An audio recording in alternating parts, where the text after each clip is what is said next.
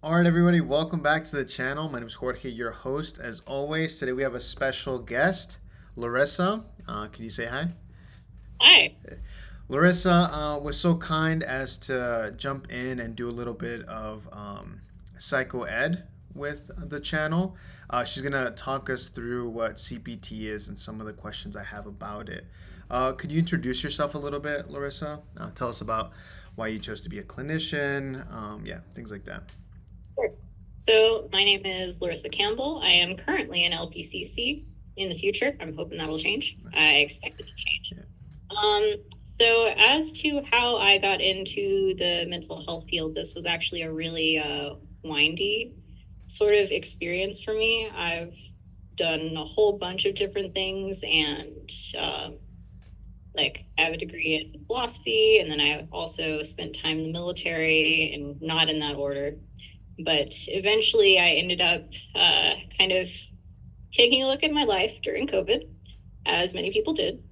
And I was like, I am not really satisfied with where I am, what I'm doing. I want to be able to do more, help more, see if I can find problems to work with that better fit me. And I Googled counseling master programs, and I chose one, and I happened to get in, and one thing has led to another, and I've just here I am. But I also found out I really really liked it and really enjoyed it, and I actually am pretty compatible with it too. So it's been a journey, as I think most things are.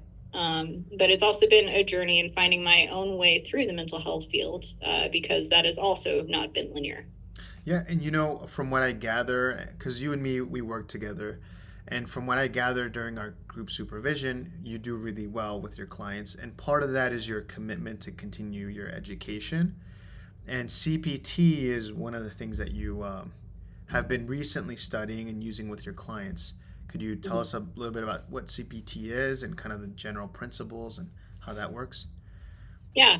So CPT stands for Cognitive Processing Therapy. So this is a branch. You can kind of think of it as a branch of CBT, which is cognitive behavioral therapy.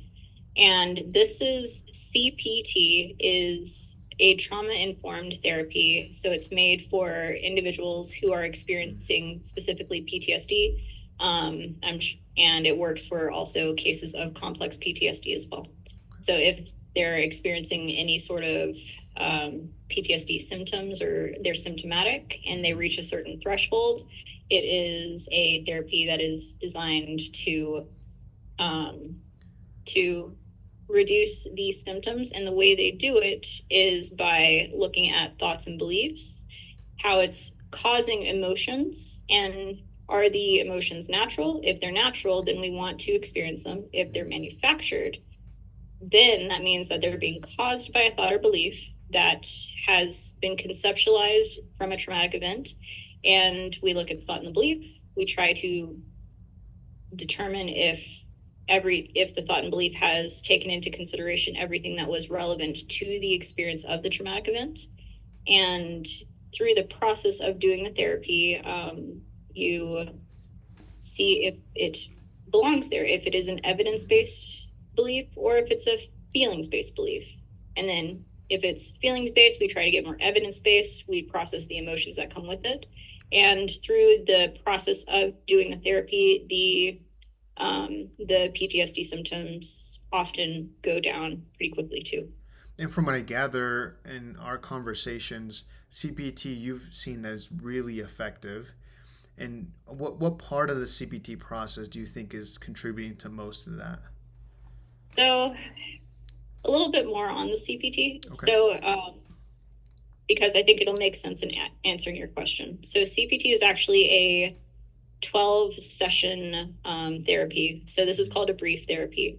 This is something that has a specific protocol for each session. We do what the protocol wants for the sessions, and ideally by the end of the 12 sessions, we have caused a reduction in symptoms. So what I've noticed is that CPT has a It has a certain type of flow.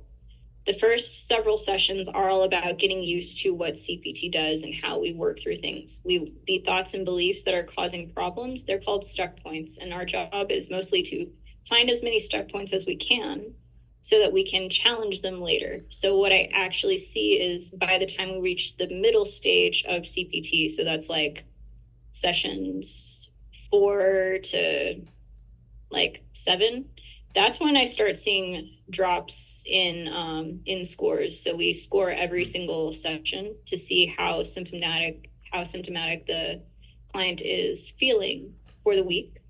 And usually it's pretty steady. It'll go up a little bit because we're now practicing approach behavior with regards to the trauma, Okay. instead of avoidance behavior, because avoidance behavior increases and perpetuates traumatic symptoms. Once we start going toward it, symptoms do increase a little bit. And by the time we reach the middle part, sessions 4 to 7, that's when I start seeing a lot of drops, like pretty quick drops, because what we're doing in sessions 4 to 7 is actually beginning to learn how to appropriately, using evidence-based questions and questions to challenge the beliefs. I see. Okay, so you're saying that clients often find themselves avoiding the trauma. Does that mean that they're not, when the trauma comes up, they try not to think about it? So, kind of. Okay. Well, that's an aspect of it. So, when, like, and this can be its own entire Okay. video. But the idea here is that when trauma happens, what often causes symptoms to happen is they might not have felt very supported. They might not have been able to conceptualize the experience in a way that took into account all of the relevant factors. And they might not have, the emotions might have been so strong that their response was like, no, don't feel it. However, when we avoid the emotions, when we aren't able to reconceptualize the experience, when we don't feel supported, it can feel, an analogy that we like to use is like a shaken soda bottle. It's that carbonation. The carbonation we can think of as the trauma. When we shake the soda bottle, the last thing we want to do is mess with the top because we don't want an explosion. Right. Trauma is very much like that. And so we can think of avoidance as not messing with the top. That doesn't mean that what's happening in the bottle isn't happening. It's still there. It's still carbonated. It's still ready to explode. And avoidance is not handling the carbonation. Okay, so then handling or dealing with it would be somewhat opening the bottle a little bit to alleviate some of that pressure. Yeah, and so if we continue with the metaphor, we are like through CPT, we are starting to mess with the bottle top so that we can alleviate the pressure. The way we're doing it is we're finding specifically what are the thoughts and beliefs that are causing the Yep. trauma or causing the pain. What are the emotions tied to it? Can we cause change in the thought to change the emotions? And can we figure out which emotions are natural to feel and feel them so that we can release the pressure in the bottle and cause symptoms to go down? So eventually that we can just have an open bottle and Okay. be relieved of symptoms. And that brings up another question for me. You mentioned manufactured versus natural feelings. What's that difference, and how can you tell with the client? Yeah. So when it comes to emotions and trauma work, a lot of the times we're trying to avoid the intensity of the emotions. So I like to conceptualize this as, say, natural emotions are the emotions we have when a natural thing happens to us, like when something happens to us. So if I were to open the door and let in a pack of puppies and they're all about the client, assuming the client likes puppies, Yeah. chances are they're going to have a natural feeling about that, probably a positive one. If, however, they get into a car crash, they're also going to have a natural emotion about that too. These are often strong and natural to have because this is the world happening on you, and you're going to have a natural reaction to it. Yes. And the idea here is that natural emotions are like fires. They come up and they burn, and sometimes they're very hot. However, if we just let them burn and we ride the wave of the emotions die down naturally unless they're restimulated. And so that is what we want to do. We want to be able to identify a natural emotion ride the wave of the intensity of the natural emotion, and then let it die down on its own. Okay. And that would be naturally processed. Manufactured emotions, on the other hand, are very different. So it often is caused by a thought or belief, and often they're the bad ones that people don't want to have, don't like having, are trying to rationalize and be like, I know that can't be true, and yet it's still there. Things like, I'm a bad person, it was my fault, I was responsible for what happened, I should have fought back harder, the bad ones.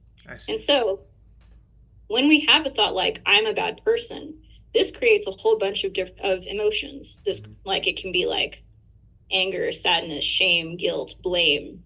The thing about them is that because they're manufactured, they're very easy to re-stimulate. So when we have something like blame that's come up because of this thought, chances are I'm a bad person is not the only thing connected to blame. Something else like it was my fault might also be connected to the blame. So the moment you start feeling blame, you're also getting triggered by other thoughts and other memories and other things that also re-trigger the emotion again and again and again and again. So it's just, we can think of that as the overthinking and the doom spiral or the shame spiral or the blame spiral, where everything just keeps building off of each other until you have just this big ball of pain. And so the thing about them is eventually, like, while they can be re-stimulated, they can in time reduce, like, they can go away just like a natural emotion. However, unlike a natural emotion that can just naturally burn itself out, manufactured emotions, they might go down and somebody might go to bed and be like, okay, I know that once I go to sleep and I wake up, things will feel better. And they wake up and they do feel better. But they also know that it wouldn't take much. And then the not much thing happens and then they're back in it again. So that's because there are stuck points, these thoughts and beliefs that are stuck, that are very damning, that haven't actually been processed and haven't been looked at to see if they're if there are evidence-based reasons for believing it or if they're feelings-based. And once those pop up, they create the manufactured emotions. The manufactured emotions re-stimulate other thoughts and beliefs, and then we're back in the cycle. That makes a lot of sense. So then your work is identifying these stuck points, the stuck points being these manufactured emotions based on certain kinds of beliefs. Yeah. So, like, when a situation happens, a traumatic event happens, you have to make sense of it. That's just the way the brain works. We want to make sense of it. We want it to follow a certain sense of logic and reason. Yes. And a lot of us find ways to do that. It's just that as we grow up, if we aren't exposed to a lot of different ways of handling or thinking about situations, we can only use what we have.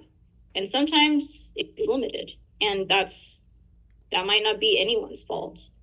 It just means that that's what you had to use. And so something like what's called the just world belief, which is good things happen to good people and bad things happen to bad people.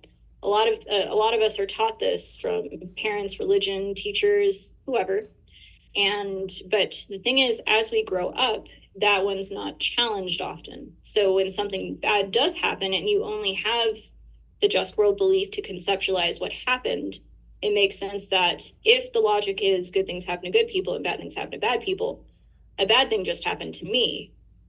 That means it must have been my fault. I'm the reason because the bad thing happened to me. Because if I was good, it wouldn't have happened. And so that logically works. There's, like, reasonably that can work. However, it doesn't take into account other factors, like if it was a car crash, what was the other person doing? What were you doing? Like, were there extenuating circumstances? It's not contextual. It's just, it's a way to conceptualize the world, but it's not about what actually happened. Yes. And so what we do is we look at, like, what is the thought that's coming up? What are the emotions involved? Where did it come from? And then we look at, okay, let's look at the situation that the thought came from. Is like, are you only focused on one thing? Are you not looking at other things that are relevant to the story? Are you focused on something that doesn't even make sense to focus on? Yes. Or is this all or nothing beliefs? Is this extreme or exaggerated? like there's a lot of different types of evidence-based questions, such as like what are like legitimate facts and evidence for or against the belief. And we're looking like facts you could bring to this, like to court, I see. not just like, okay, like somebody told me this. No, we're looking like, okay, That's this event hearsay. actually happened. Okay. You that's really interesting because I also I've been trying to get more informed on trauma myself, and one of the things that happens when you experience a lot of like a really traumatic event, your hippocampus gets flooded by cortisol, and so it makes it hard to remember a lot of the specifics. So Yeah. bringing in the context again can be really helpful to help the client make sense of what's happening and kind of Yeah. reopening the world. So that sounds really similar to what you're doing. Yeah. And it's also been pretty common that I have a lot of clients who are like, I don't know if this is true because they can't remember. Mm, And we keep going anyway because the emotions are there and the thoughts are there. And so we lean into being like, okay, like maybe we have only a sketch of what happened or an assumption about what happened. We still go through the entire process to see if the belief still has a right to be there. And then often throughout the process, people start naturally just remembering things. And it like they'll remember more things, they'll be able to feel more things, mm, they'll develop more tolerance. Like symptomology does go up a little bit, but as we get deeper into it and we start questioning, like, okay, is this actually a fact I can trust for the belief or not?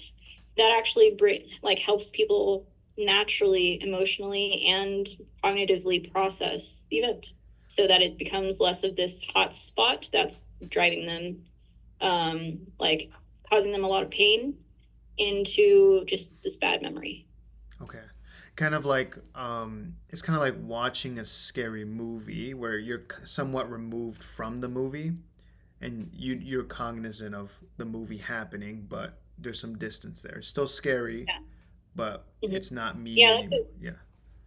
that's a good way of putting it. Like at first, you're very much like it can feel very much the client like they are still in it, Mm, but we also remind them that like that is in the past. You are in fact right here in the therapy room or on Zoom or whatever. yeah. And so like really reaffirming that these experiences and these thoughts feel very strongly right now because they have not been processed as that soda bottle. It's like we're messing with the top a little bit. Yep.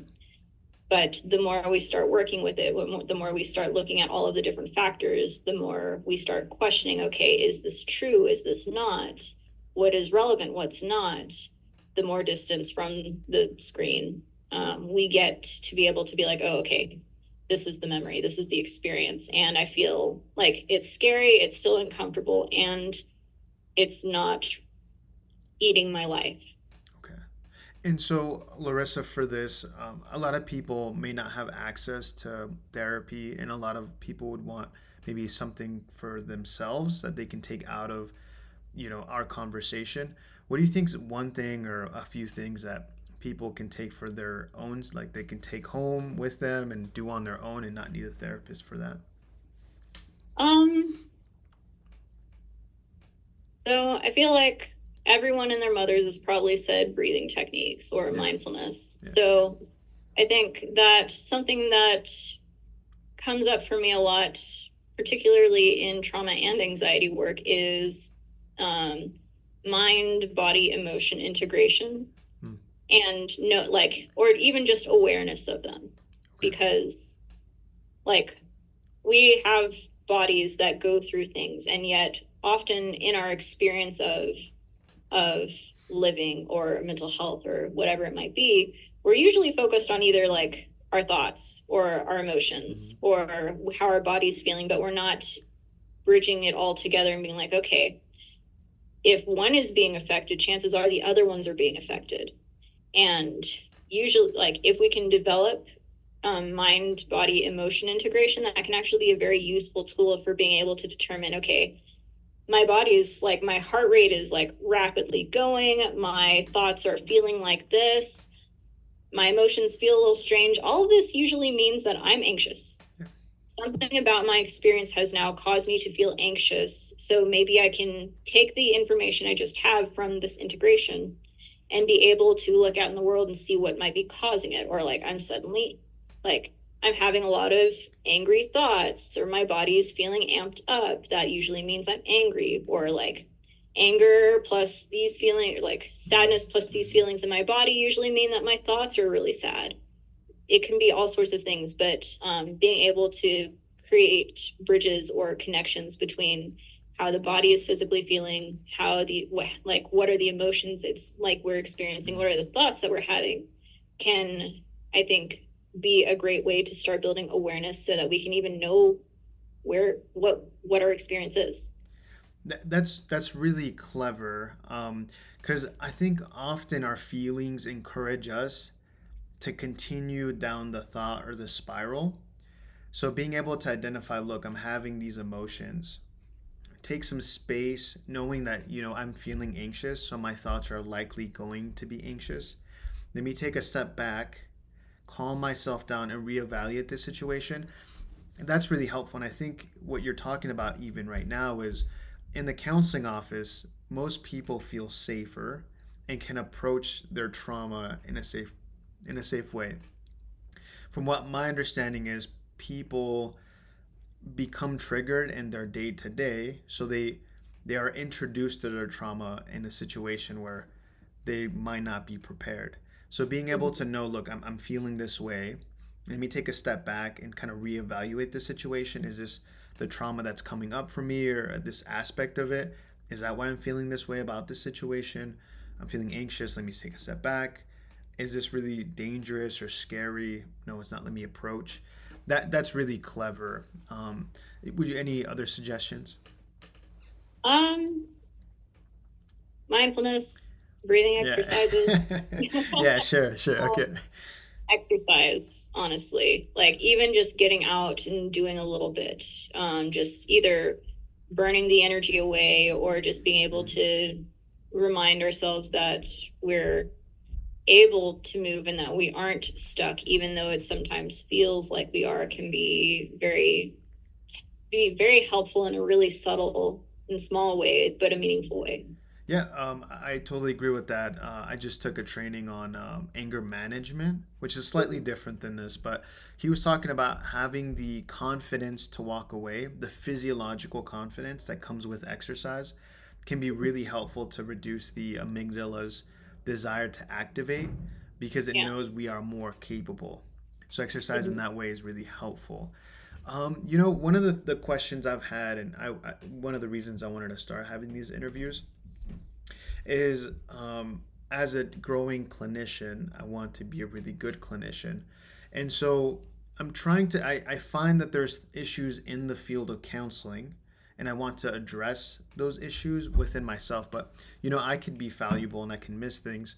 So I'm wondering, what are some things that you see in our field that can be problematic, and any solutions would be great.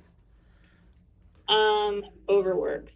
That one, because I was thinking about that Mm, earlier. I was like, I think the biggest thing is overwork and how a subtle it creeps up on you, and also how unpredictable it is.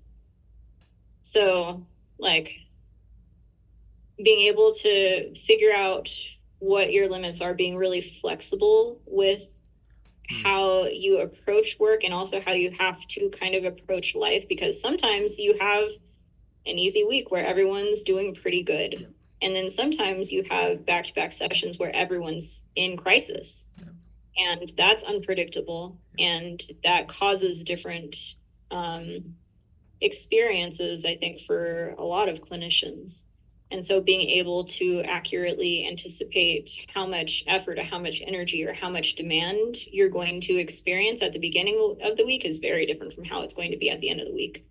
And I don't think that that's ever really taken into consideration. yeah. I think that that also ties in with how the field is inappropriately paid, and because if we were properly compensated, then we probably wouldn't have as much stress regarding how we want to either handle situations or handle our lives, because we wouldn't have that Yeah. underlying base need in our mind. I see. So Um, you're saying that like if we were better compensated, we wouldn't need to take on so many clients, like and overwork ourselves to the point where now we aren't. There's no integration with our feelings, and so now we don't know what's happening until it's too late and we explode. yeah, pretty much. Like, I think that's a big part of it. I think we're also not, like, we're told that this can happen, and depending on the type of job you have, maybe that's easier to handle, or easier to be able to deal with. Some jobs require seeing upwards to 30 clients a week, Right. which is very demanding for a lot of Yeah. clinicians. And there's no way to be able to be like, actually, I'm very tired, I'm very burnt out, I don't have it in me. And like, I feel sorry for the final clients, because they're getting maybe not as much as they definitely should be getting. And that's no fault of the clinician. That might just be the fault of the field. Right. Larissa, thank you so much for joining me today and agreeing to do this. Yeah, any last words or any last piece of advice for everybody? Um, Take care of yourselves. Thank you, Larissa. I appreciate it. Mhm. Yep.